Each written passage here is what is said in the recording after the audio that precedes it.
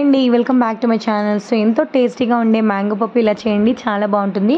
So summer వచ్చేసింది కదా, చాలా మ్యాంగోస్ వస్తాయి. ఒకసారి అయితే ట్రై చేసి చూడండి, చాలా బాగుంటుంది. సో దీనికోసం ముందుగా 1.5 టీ గ్లాస్ ఎర్రకంది పప్పు తీసుకున్నాను. దీన్ని బాగా వాష్ చేసి పక్కకు పెట్టుకోవాలి. అలాగే 2 మ్యాంగోస్ని బాగా పీల్ ఆఫ్ చేసుకోవాలి, వాష్ చేసుకొని పీల్ ఆఫ్ చేసుకోవాలి. సో పీల్ ఆఫ్ చేసుకున్న తర్వాత వీటిని అయితే చిన్న చిన్న ముక్కలుగా కట్ చేసుకోవాలి. పెద్ద ముక్కలైనా చిన్న ముక్కలైనా పర్లేదండి. సో మనం దీంట్లో వేసి కుక్ చేస్తాం కాబట్టి తొందరగా మెత్తగా అయిపోతాయి. అలాగే ఒక 10-12 పచ్చిమిర్చిని కూడా యాడ్ చేసుకోండి. ఈ విధంగా కట్ చేసి వేసుకోండి. సో దీంట్లో 1.5 గ్లాస్ వాటర్ని యాడ్ చేసుకొని అలాగే కొంచెం పసుపుని యాడ్ చేసుకొని ఒక 5 విజిల్స్ వచ్చేంత వరకు కుక్ చేసుకోండి. తర్వాత ఈ విధంగా ఉంటుంది. దీన్ని పప్పు గుత్తితో బాగా మెదుపుకోండి, చాలా సాఫ్ట్గా అయిపోతుంది.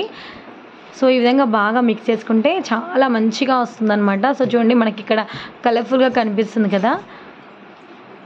సో మనం కొంచెం వాటర్ని కూడా యాడ్ చేసుకోవచ్చు. ఇది చాలా పుల్లగా ఉంటుంది. దీంట్లో ఎలాంటి చింతపండు యాడ్ చేయాల్సిన అవసరం అయితే లేదండి. సో కొంచెం కరివేపాకుని యాడ్ చేశాను నేను.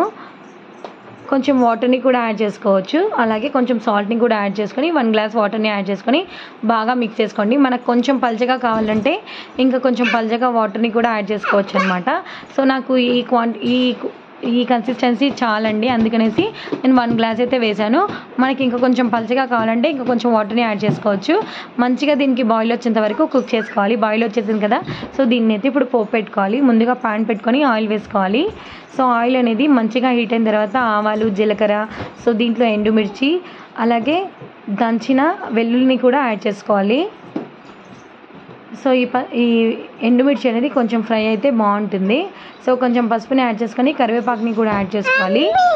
అన్నీ మంచిగా ఫ్రై అయిన తర్వాత ముందుగా కుక్ చేసి పెట్టుకున్నాం కదా మనం, సో దాంట్లో పప్పులో వేసుకుంటే ఎంతో టేస్టీగా ఉండే మ్యాంగో పప్పు అనేది రెడీ అయిపోయింది. సో వీడియో నచ్చింది అనుకుంటాను. నచ్చితే ప్లీజ్ ఒక లైక్ చేయండి, నా ఛానల్ని సబ్స్క్రైబ్ చేయండి. Thank you for watching. ఈ మ్యాంగో పప్పు రైస్లో అయినా చపాతీలో అయినా చాలా బాగుంటుందండి. ఒకసారి అయితే ట్రై చేసి చూడండి. Thank you for watching. Bye bye.